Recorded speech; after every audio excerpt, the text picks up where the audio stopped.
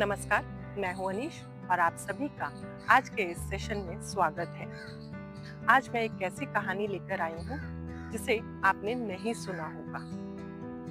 महाभारत से जुड़ी एक कहानी मुझे यकीन है कि आपको पहले नहीं पता होगी। ये कहानी एक ऐसे पात्र की है जो ना कभी केंद्र में रहा और ना ही उसके बारे में किसी ने बात की, लेकिन उनके पास जो ज्ञान था उसने श्री कृष्ण और कई ऋषि मुनियों को भी चौंका दिया था। और जब आप भी सुनेंगे तो आपको भी बहुत हैरानी होगी। मैं बात कर रही हूँ पांडवों के सबसे छोटे भाई सहदेव की। अगर सबसे बड़े भाई युधिष्ठिर को धर्मराज कहा जाता है, तो उनके सबसे छोटे भाई सहदेव को मौन का ज्ञानी कहा जाता है। कहते हैं कि सहदेव मौन के इतने ज्ञानी थे कि यही मौन उनकी शक्ति भी था और उनका त्याग भी। सहदेव के मौन की कहानी उनके बचपन से शुरू होती है। कहते हैं कि जब महाराज पांडु का देहांत हुआ तो वो बहुत छोटे थे। जब उनकी चिता को मुखाग्नि दी गई और चिता शांत हुई और राख बनी, तो सहदेव वहां खड़े थे। जब सहदेव ने गलती से महाराज पांडु की चिता को अपने मुंह में लिया, तो कहा जाता है कि उन्हें ब्रह्मांड का पूरा ज्ञान हो गया था। उन्हें भविष्य की पूरी जानकारी हो गई थी। कहा तो ये भी जाता है कि बहुत छोटे से ही सहदेव को पता चल गया था कि कौरवों और पांडवों का युद्ध होगा। इसमें कौरवों की हार होगी, लेकिन पांडवों का भी बहुत कुछ चला जाएगा। अब सवाल ये उठता है कि जब सहदेव को इतना सब पता था कि कब युद्ध होगा, कृष्ण जिस युद्ध की नींव रखेंगी, तो उन्होंने इसे पहले क्यों नहीं बताया? तो इसका जवाब भी है कि सहदेव मौन क्यों थे। क्योंकि सहदेव के पास श्री कृष्ण जी आए थे। उन्होंने सहदेव को कहा था कि मुझे पता है कि तुम्हें हर चीज का ज्ञान है, लेकिन अगर तुमने सब चीजें पहले ही बता दी तो धर्म की राह रुक जाएगी, लोग अधर में रह जाएंगे। इसीलिए मौन रहना ही तुम्हारा धर्म है। तुम चुप रहो और जो हो रहा है उसे होने दो, यही धर्म है।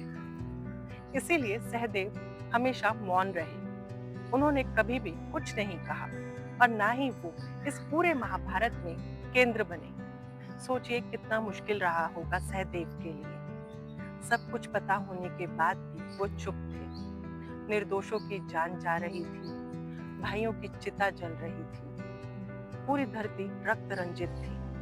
ये सब देखते हुए भी वो मौन थे, क्योंकि कृष्ण जी ने कहा था, धर्म यही कहता है। कहते हैं कि चुप्पी में चीख होती है, और सहदेव की चुप्पी में भी यही था।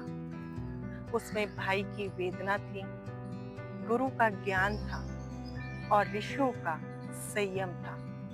इसीलिए शायद सहदेव चुप थे। ऐसा नहीं था कि सहदेव के मन में भाव उमड़ते नहीं थे। कई बार उन्होंने संकेत देने की भी कोशिश की, लेकिन फिर उन्हें श्री कृष्ण जी का आदेश याद आ जाता था। अर्जुन ने भी कई बार सहदेव को पूछा था कि तुम इतने मौन क्यों रहते हो, क्या वजह है?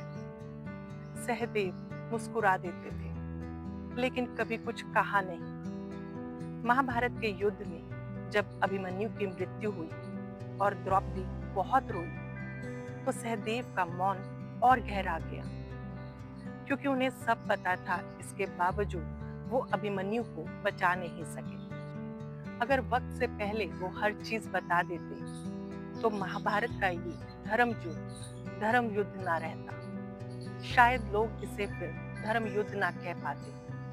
इसीलिए श्री कृष्ण जी ने सहदेव को मौन रहने के लिए कहा था। श्री कृष्ण जी चाहते थे कि जब भी इस युद्ध की बात हो, तो कौरवों का अधर्म और पांडवों का धर्म हर किसी को याद रहे, और लोग ये जान सकें कि जब अधर्म बढ़ता है तो धर्म ही जीतता है। सहदेव के मौन ने इस युद्ध को धर्म युद्ध बना दिया। अगर सहदेव मौन ना रहते और पहले ही पांडवों को बता देते, तो आज लोग इस युद्ध को धर्म युद्ध के नाम से ना जानते। सहदेव का मौन हम लोगों को भी संदेश देता है कि बुद्धिमत्ता इसमें नहीं होती है कि सब कुछ ही बोल दो, बल्कि मौन रहकर काम करो। और जब आप मौन रहकर काम करते हो तो काम बेहतर तरीके से होता है। जो लोग मौन रहकर काम करते हैं वो त्यागी होते हैं, उनमें एनर्जी होती है, पॉजिटिविटी होती है। इसीलिए कुछ मामलों में मौन रहना भी सीखें। कभी कभी धर्म की रक्षा के लिए मौन रहना भी जरूरी होता है, क्योंकि धर्म की रक्षा में मौन सबसे बड़ा त्याग होता है। उम्मीद है आपको ये कहानी पसंद आई होगी। सहदेव के पात्र को आपने और नजदीक से जाना होगा। हम में से बहुत लोगों को सहदेव के बारे में शायद कुछ पता ही नहीं, लेकिन महाभारत के युद्ध में सहदेव का भी बहुत बड़ा योगदान है। उम्मीद है आपको ये कहानी पसंद आई होगी। अगर आप भी सहदेव के इस त्याग को औरों के बीच साझा करना चाहते हैं तो इस वीडियो को शेयर जरूर करें। साथ ही ऐसी कहानियों के लिए चैनल को सब्सक्राइब करना बिल्कुल ना भूलें। अगर आप महाभारत से जुड़ी ऐसी कहानियां और सुनना चाहते हैं, छिपे हुए पात्रों के बारे में जानना चाहते हैं, तो हमें कमेंट बॉक्स में लिखकर जरूर बताएं।